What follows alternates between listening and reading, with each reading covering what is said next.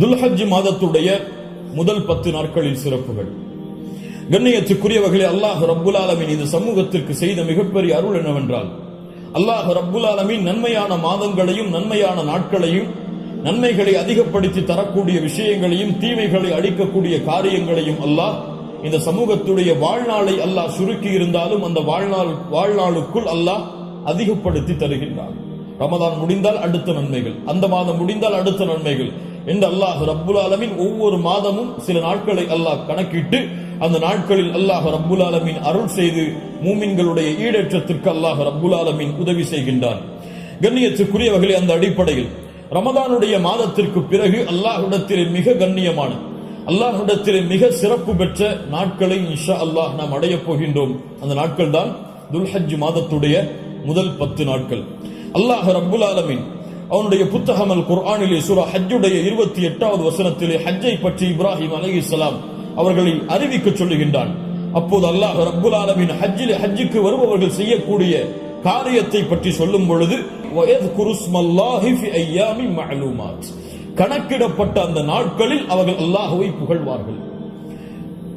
இமாம் இப்னு அப்பாஸ் ரலியல்லாஹு அன்ஹுமா கணக்கிடப்பட்ட நாட்களில் அல்லாஹ்வை புகழ்வார்கள் என்று அல்லாஹ் கூறுகிறானே, அந்த கணக்கிடப்பட்ட நாட்கள் எதுவென்றால் ஐயாமுல் அஷ்ர் அல்-அவாயில் மின் துல்ஹிஜ்ஜா, துல்ஹஜ் மாதத்துடைய முதல் 10 நாளைத்தான் அல்லாஹ் இங்கே குறிப்பிடுகிறான் என்று இப்னு அப்பாஸ் ரலியல்லாஹு அன்ஹுமா அவர்கள் சொன்னார்கள். அல்லாஹ் ரப்புல் ஆலமீன் சூரத்துல் ஃபஜ்ரை ஆரம்பம் செய்கிறார். வல் ஃபஜ்ர் வலயாலின் அஷ்ர். அந்த 10 நாட்கள் என்று அல்லாஹ் ரப்புல் ஆலமீன் சத்தியம் செய்கிறானே, அது என்னவென்று முஃபஸ்ஸிர்கள் எல்லோரும் விளக்கம் சொல்லும் பொழுது அந்த நாள் துல்ஹஜ் மாதத்துடைய முதல் 10 நாள் என்று பெரும்பான்மையான அறிஞர்கள் விளக்கம் சொல்கிறார்கள். இந்த துல்ஹஜ் மாதத்துடைய முதல் 10 நாளுடைய சிறப்பை புரிவதற்கு அல்லாஹ்வுடைய தூதருடைய இந்த ஒரு ஹதீஸை அறிந்தாலே போதும், எமக்கு அது போதுமானது. புகாரி ரஹிமஹுல்லாஹ், அபூ தாவூத், திர்மிதி போன்ற கிரந்தங்கள் எல்லாம் பதிவு செய்யப்படுகிறது.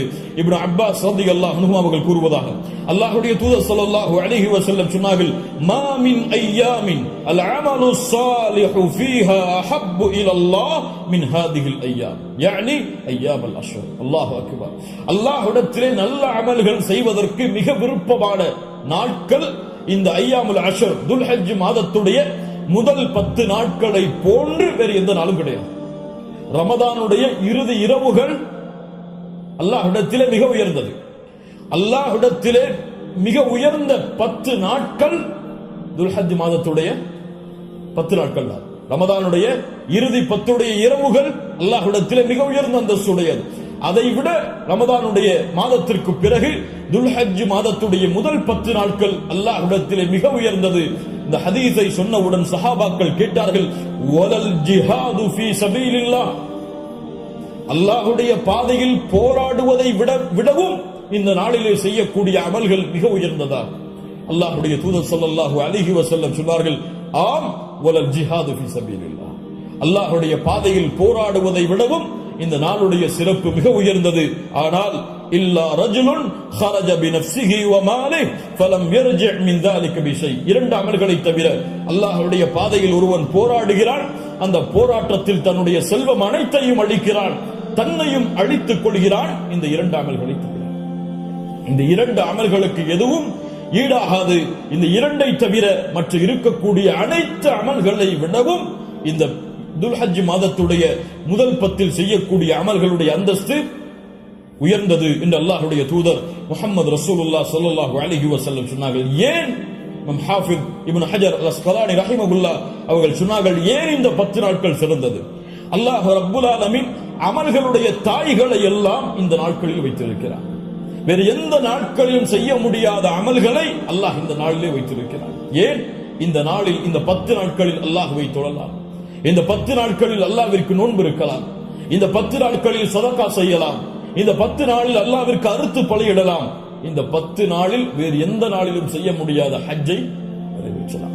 எல்லா அமல்களும் ஒன்று சேரக்கூடிய நாட்களாக இந்த 10 நாட்கள் இருப்பதால் அல்லாஹ்விடத்திலே அல்லாஹ்வுடைய கணக்கீட்டுடைய நாட்களில் இந்த நாட்களை போன்ற அந்தஸ்துடைய நாட்கள் கிடையாது என்று இமாம் ஹாஃபிஸ் இப்னு ஹஜர் அஸ்கலானி ரஹிமஹுல்லாஹ் அவர்கள் சொன்னார்கள். இந்த நாட்களில் நோன்பு வைக்கலாமா?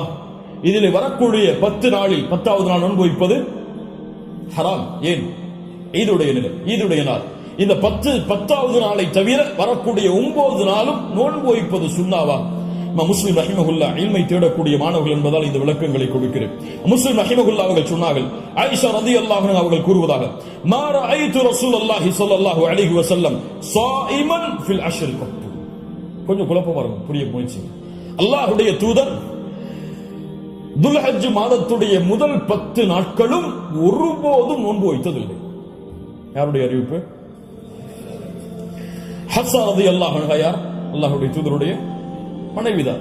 நஸை போன்ற கிரந்தங்களில் சஹீஹான அறிவிப்பாக பதிவு செய்யப்படுகிறது, லம் யத ரசூலுல்லாஹி ஸல்லல்லாஹு அலைஹி வஸல்லம் சியாம திஸ்இல் ஹிஜ்ஜா. அல்லாஹ்வுடைய தூதர் ஸல்லல்லாஹு அலைஹி வஸல்லம் துல்ஹஜ் மாதத்துடைய முதல் 9 நாளும் எப்போதும் நோன்பை விட்டதில்லை. ஒரு ஹதீஸ் என்ன சொல்கிறது? இப்ப இரண்டுக்கும் முரண்பாடு வருகிறது. இரண்டையும் மறுத்து விடலாமா? உலமாக்கள் இரண்டையும் எப்படி சேர்த்து புரிவது என்பதை சொல்லுகிறார். இல்மை புரிந்து கொள்வதுடைய அடிப்படை. எப்படி இரண்டையும் சேர்த்து பார்ப்பது? ஆயிஷா ரலியல்லாஹு அன்ஹா என்ன சொல்கிறார்கள்? முதல் இரண்டு அடிப்படைகள் புரிவது. முதல் அடிப்படை, ஆயிஷா ரலியல்லாஹு அன்ஹா என்ன சொல்கிறார்கள்? அல்லாஹ்வுடைய தூதர் 10 நாளும் துல்ஹஜ் மாதத்திலே நோன்பு வைத்ததில்லை.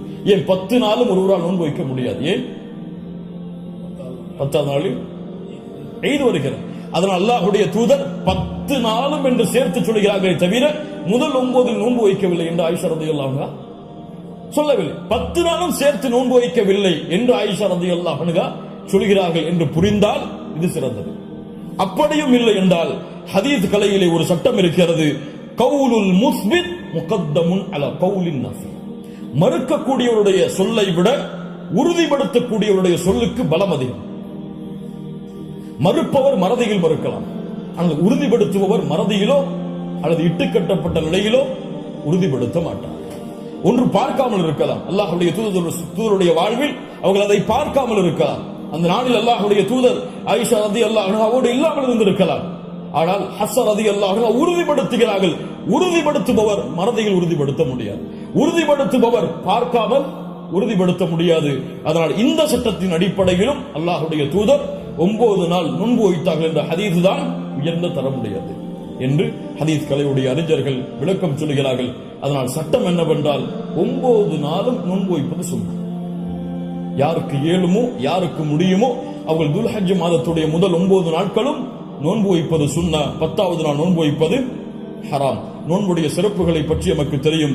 அல்லாஹ்வுடைய பாதையில் ஒருவர் அல்லாஹ்வுடைய முகத்தை நாடி ஒரு நாள் நோன்பு வைத்தால் பஅதல்லாஹு வஜ்ஹஹு அனின் நாரி 70 ஹரீஃபா. ஹரீஃபா என்றால் ஆம். அல்லாஹ்வுடைய தூதர் ஸல்லல்லாஹு அலைஹி வஸல்லம் சொன்னார்கள், அல்லாஹ்வுடைய பாதையில் அல்லாஹ்வுடைய முகத்தை நாடி ஒருவர் ஒரு நாள் நோன்பு வைத்தால் அல்லாஹ் ரப்புல் ஆலமீன் அவருடைய முகத்தை நரகத்தில் இருந்து 70 ஆண்டுகள் தூரமாக்குகிறார். அல்லாஹ் அக்பர். அல்லாஹ் ரப்புல் ஆலமீன் அந்த பாக்கியத்தை நமக்கு கொடுப்பானாக. அல்லாஹ்வுடைய தூதர் ஸல்லல்லாஹு அலைஹி வஸல்லம் துல்ஹஜ் மாதத்துடைய முதல் 10 நாட்களில் வரக்கூடிய யௌம் அரஃபா, அரஃபாவுடைய தினத்துடைய சிறப்பை பற்றி சொன்னார்கள். மா மின் யௌமின் அக்ஸர மின் அய்யுஅதிகல்லாஹு ஃபீஹி அப்தன் மினன் நார் மின் யௌமி அரஃபா. அல்லாஹ் ரப்புல் ஆலமீன் அதிகமான நரக விடுதலையை கொடுக்கக்கூடிய நாள் அது அரஃபாவுடைய நாள் தான். அரஃபாவுடைய நாளில் அல்லாஹ் முதல் வானத்திற்கு வருகிறார். எப்படி வருகிறார்? ஏன் வருவான் தெரியாது. அல்லாஹ் வருவான், அல்லாஹ் வருவான். அவன் விரும்புகின்ற முறையில் அல்லாஹ் வருவான். என்ன செய்வான்? கேட்பான், மா இவர்கள் எதை விரும்புகிறார்கள்? மா அராத ஹாஉலா, இவர்கள் எதை விரும்புகிறார்கள்? வேறொரு ஹதீஸிலே அல்லாஹ் ரப்புல் ஆலமீன் அங்கே கூடியிருக்கக்கூடிய எல்லோருக்கும் அல்லாஹ் மன்னிப்பை வழங்குவார். அல்லாஹ் ரப்புல் ஆலமீன் அப்படிப்பட்ட மன்னிப்பாளர்களாக ஹஜ் செய்த நம்முடைய முஸ்லிம்களையும் மூமின்களையும் அல்லாஹ் ஆக்குவானாக. அல்லாஹ்வுடைய தூதர் ஸல்லல்லாஹு அலைஹி வஸல்லம் சொன்னார்கள், அரஃபாவுடைய அந்த இடத்தில் ஒன்று கூற முடியாத மூமின்களை, ஹஜ்ஜுக்கு செல்ல முடியாத மூமின்களுக்கு அல்லாஹ்வுடைய தூதர் சொன்னார்கள், சியாமு யௌமி அரஃபா, அரஃபாவுடைய நாளில் நோன்பு வைப்பது அவருடைய முன் சென்ற ஒரு வருடத்துடைய பாவத்திற்கும் பின் சென்ற ஒரு வருடத்துடைய பாவத்திற்கும் பாவ மன்னிப்பாக இருக்கும். அல்லாஹ் அக்பர். முன் சென்ற வருடத்துடைய ஒரு வருட பாவம் பின் சென்ற வருடத்துடைய ஒரு வருட பாவத்திற்கு மன்னிப்பாக அமையும் என்று அல்லாஹ்வுடைய தூதர் ஸல்லல்லாஹு அலைஹி வஸல்லம் சொன்னார்கள். அல்லாஹ்வுடைய தூதர் ஸல்லல்லாஹு அலைஹி வஸல்லம் சொன்னார்கள், அஃதலுத் துஆ துஆஉ யௌமி அரஃபா, துஆக்களில் மிக சிறந்தது அரஃபாவுடைய தினத்தில் கேட்கப்படும் துஆவாகும். அல்லாஹ்வுடைய தூதர் ஸல்லல்லாஹு அலைஹி வஸல்லம் சொல்லிவிட்டு சொன்னார்கள், நானும் எனக்கு முன்னால் சென்ற நபிமார்களும் கூறிய வார்த்தைகளில் மிக சிறந்தது எது? லா இலாஹா இல்லல்லாஹ் வஹ்தஹு லா ஷரீக லஹ், லா இலாஹ இல்லல்லாஹ் வஹ்தஹு லா ஷரீக லஹ். இதுதான் மிகச்சிறந்தது. அரஃபாவுடைய தினத்தில் கேட்கப்படக்கூடிய துஆ. கண்ணியத்துக்குரியவர்களே, இந்த 10 நாட்களில் அதிகமான அமல் செய்யக்கூடிய மூமின்களாக இருப்போம். இந்த 10 நாளை எப்படி கண்ணியப்படுத்த வேண்டுமோ அந்த கண்ணியப்படுத்தினால் அல்லாஹ் ரப்புல் ஆலமீன் இந்த நாட்களுக்குரிய கூலியை எமக்கு கொடுப்பான். இறுதியாக சுருக்கமாக 5 நிமிஷம் உதுஹியாவுடைய ஒரு சிறிய சட்டத்தை மட்டும் கூறிவிட்டு, இந்த 10 நாட்களில் அடங்கி இருக்கக்கூடிய இந்த உதுஹியா என்ற கடமையுடைய ஒரு சிறிய சட்டம் என்னவென்றால், அல்லாஹ் ரப்புல் ஆலமீன் உதுஹியா என்றால் அல்லாஹுடைய பெயரை கொண்டு அல்லாஹுடைய முகத்தை நாடி ஒட்டகத்தையோ மாட்டையோ ஆட்டையோ யௌமுன் நஹர் யௌமுல் ஈத் அன்று அல்லது அய்யாமுத் தஷ்ரீக் அதற்கு தொடர்ந்து வரக்கூடிய 11, 12, 13 இந்த நாட்களில் அல்லாஹ்வை நெருங்குவதற்காக இந்த 3 விலங்கினங்களையும் அறுத்து பலியிடுதல் தான் உதுஹியா. அல்லாஹ் ரப்புல் ஆலமீன் கூறுகிறான், இன்னா அத்தய்னாக அல் கௌசர். அல்லாஹ் ரப்புல் ஆலமீன் நபியே கௌசர் என்ற தடாகத்தை உமக்கு வழங்குகிறான். அதனால் ஃபஸல்லி லிரப்பிக வன்ஹர், அல்லாஹ்வை தொழு, அல்லாஹ்விற்கு அறுத்து பலியிடுங்கள். வன்ஹர் வஸ்பஹ், அல்லாஹ்விற்கு அறுத்து பலியிடுங்கள் என்று அல்லாஹ் ரப்புல் ஆலமீன் கட்டளையிடுகிறான். இந்த உதுஹியாவுடைய விஷயத்தில் உலமாக்கள் மத்தியிலே கருத்து வேறுபாடு இருக்கிறது. சில உலமாக்கள் சொல்கிறார்கள், உதுஹியா என்பது வாஜிப், அதை விட்டால் பாவம். உதுஹியா வாஜிப், அது விட்டால் பாவம். ஆனால் ஜும்ஹூர் அஹ்லுல் இல்ம் உலமாக்களுடைய ஒட்டுமொத்த கூட்டத்துடைய கருத்து என்னவென்றால், பெரும்பான்மையான உலமாக்களுடைய கூட்டத்துடைய கருத்து என்னவென்றால், உதுஹியா சுன்னா, விட்டால் மக்ரூஹ், விட்டால் வெறுக்கத்தக்கது. அல்லாஹ்வுடைய தூதர் தங்களுடைய இறுதி 10 ஆண்டுகளில் ஒருபோதும் உதுஹியாவை தாங்கள் கரத்தால் அறுப்பதை விடவில்லை. இது சுன்னா, ஆனால் விட்டால் பெரும்பாவம் கிடையாது, வெறுக்கத்தக்கது. கண்ணியத்துக்குரியவர்களை யாருக்கு அல்லாஹ் வசதி செய்திருக்கிறானோ அவர்கள் எவ்வளவு விலங்கின அந்த ஆடுகளையோ மாடுகளையோ ஒட்டகங்களையோ அறுத்து பலியிட முடியுமோ அவர்கள் அறுத்து பலியிடலாம். ஒருவருக்கு ஒரு ஆடுதான். ஒரு மாட்டை ஒருவர் முழுவதாக அறுப்பதற்கு அவருக்கு செல்வம் இருந்தால், வசதி இருந்தால் அறுக்கலாம். அல்லது அந்த மாட்டை 7 பேர் பங்கு கொள்ளலாம். ஒட்டகமாக இருந்தால் அவர்களும் அதில் 7 பேர் பங்கு கொள்ளலாம். இப்படி ஒரு ஆட்டை ஒருவர், மாடை 7 பங்காக வைக்கலாம், ஒட்டகத்தை 7 பங்காக வைக்கலாம். அல்லது ஒட்டகம் முழுவதையும் ஒருவர் கொடுக்கலாம், மாடு முழுவதையும் ஒருவர் கொடுக்கலாம். 2 ஆடுகள் 3 ஆடுகள் என்று ஏழைகளுடைய கஷ்டங்களை நீக்க அல்லாஹ்வுடைய முகத்தை நாடுபவர்கள் எவ்வளவு அல்லாஹ் அவர்களுக்கு செல்வத்தை விசாலப்படுத்தி இருக்கிறாரோ அவ்வளவு அவர்களும் விசாலப்படுத்தலாம். அந்த விலங்கினங்களுடைய சட்டம் என்ன? ஆடாக இருந்தால் 1 வருடம் பூர்த்தியாக இருக்க வேண்டும், 2வது வருடத்தில் நுழைந்திருக்க வேண்டும். மாடாக இருந்தால் 2 வருடங்கள் பூர்த்தியாக இருக்க வேண்டும், 3வது வருடத்தில் அது நுழைந்திருக்க வேண்டும். ஒட்டகமாக இருந்தால் 5 வருடம் பூர்த்தியாக இருக்க வேண்டும், 6வது வருடத்தில் அது நுழைந்திருக்க வேண்டும். யாருக்கெல்லாம் ஒரு முழு குடும்பமாக ஒரே இடத்திலே ஒரே உணவை சாப்பிட்டு வசித்தால் அந்த முழு குடும்பத்திற்கும் ஒரு ஆடு போதுமானது, அல்லது முழு குடும்பத்திற்கும் ஒரு மாடு போதுமானது, அந்த முழு குடும்பத்திற்கும் ஒரு ஒட்டகம் போதுமானது. ஒரு குடும்பம் மொத்தமாக ஒரே இடத்திலே ஒரே உணவை சாப்பிட்டு இருந்தால், தனித்தனியாக வேறு வேறு உணவுகளை வைத்திருந்தால் அவர்கள் தனித்தனியாக உதுஹியாவை அவர்கள் கொடுக்க வேண்டும். கண்ணியத்துக்குரியவர்கள், இந்த முறையில் இந்த வணக்க வழிபாட்டை செய்வதற்கு அல்லாஹ் எமக்கு உதவி செய்வானாக. லை யனாலல்லாஹு லுஹுமுஹா வலா திமாஉஹா, இதனுடைய மாமிசங்களோ இரத்தங்களோ அல்லாஹ்வை சென்றடைவதல்ல. வலாக்கின் யனாலுஹு தக்வா மின்கும், உங்களுடைய உள்ளத்தில் இருக்கக்கூடிய தக்குவாதான் அல்லாஹ்விடத்திலே சென்றடைகிறது. கண்ணியத்துக்குரியவர்கள், நபி இப்ராஹிம் அலைஹிஸ்ஸலாம், இஸ்மாயில் அலைஹிஸ்ஸலாம் அவருடைய தியாகத்தை நினைவு கூறும் பொருட்டு இப்ராஹிம் அலைஹிஸ்ஸலாம் தன்னுடைய மகனை அல்லாஹ் அறுக்க கட்டளையிட்ட போது, நான் அறுக்க தயாராகிறேன் என்று இப்ராஹிம் அலைஹிஸ்ஸலாம் அல்லாஹ்விற்காக தன்னுடைய அல்லாஹ்வுடைய கட்டளையை ஏற்க துணிந்ததை போன்று, யா அல்லாஹ் நீ கூறினால் எதையும் செய்வதற்கு நான் தயார் என்ற தன்மையை வெளிப்படுத்துவதற்கு தான் இந்த யௌமுன் நஹர் யௌமுல் ஈதுடைய தினத்தில் ஆடுகளையோ மாடுகளையோ ஒட்டகங்களையோ அறுக்கக்கூடிய கட்டளை அல்லாஹ் கொடுத்திருக்கிறார். இது ஒரு சடங்காகவோ சம்பிரதாயமாகவோ இல்லாமல் அல்லாஹ்விற்காக செய்யப்படக்கூடிய வணக்க வழிபாடாக எண்ணி இன்று நியத்து வையுங்கள். அல்லாஹ் எனக்கு கொடுத்த செல்வத்தின் அடிப்படையில் இன்ஷா அல்லாஹ் இதை நான் விசாலப்படுத்துவேன். என்னால் எவ்வளவு முடியுமோ அவ்வளவு அல்லாஹ்வுடைய பாதையில் அறுத்து பலியிட்டு ஏழைகளுக்கும் நானும் அதிலிருந்து உண்பேன். கண்ணியத்துக்குரியவர்களை, சிறந்தது என்னவென்றால் நாம் வாழக்கூடிய இடங்களில் அறுத்து பலியிடுதல் தான் சிறந்தது. நாம் வாழாத ஊர்களில் அறுத்து பலியிடுதல் சிறந்தது கிடையாது, உலமாக்களுடைய குர்ஆன் சுன்னாவுடைய ஆதாரங்களின் அடிப்படையில். அதனால் நாம் அறுத்து முழுவதுமாக நாம எடுத்துக்கொள்ளலாம், அல்லது ஏழைகளுக்கு முழுவதுமாக கொடுக்கலாம், உறவினர்களுக்கு முழுவதுமாக கொடுக்கலாம். இதில் ஹதீஸ் அடிப்படையில் தெளிவான ஆதாரங்கள் எவ்வளவு பங்குகளை வைக்க வேண்டும் என்பதற்கு கிடையாது.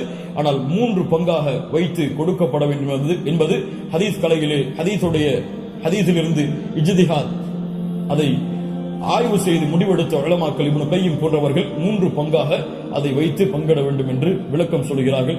இன்ஷா அல்லாஹ் அதுவும் சிறந்ததுதான். ஒரு பங்கு எமக்கு, இன்னொரு பங்கு உறவினர்களுக்கு, இன்னொரு பங்கு ஏழைகளுக்கும் கொடுத்து உதவலாம். அல்லது பங்குகள் முழுவதுமாக ஏழைகளுக்கும் கொடுக்கலாம். அதிலிருந்து நாமும் முழுவதுமாக சாப்பிடலாம். இதில் எந்த தவறும் கிடையாது. அல்லாஹ் ரப்புல் ஆலமீன் இன்னும் விளக்கங்கள் உங்களுக்கு தேவை இருந்தால் உலமாக்களை அணுகி அதை கேட்டுக்கொள்ளுங்கள். அல்லாஹ் ரப்புல் ஆலமீன் இந்த இறுதி 10 நாட்களை கண்ணியப்படுத்தக்கூடிய இந்த இறுதி 10 நாட்களில் அதிகமான அமல்களை செய்து அல்லாஹ்வுடைய பொருத்தத்தை பெறக்கூடிய நன்மக்களாக அல்லாஹ் ரப்புல் ஆலமீன் என்னையும் உங்களையும் ஆக்கி அருள் புரிவானாக. அஸ்ஸலாமு அலைக்கும் வரஹ்மத்துல்லாஹி வபரகாத்துஹு.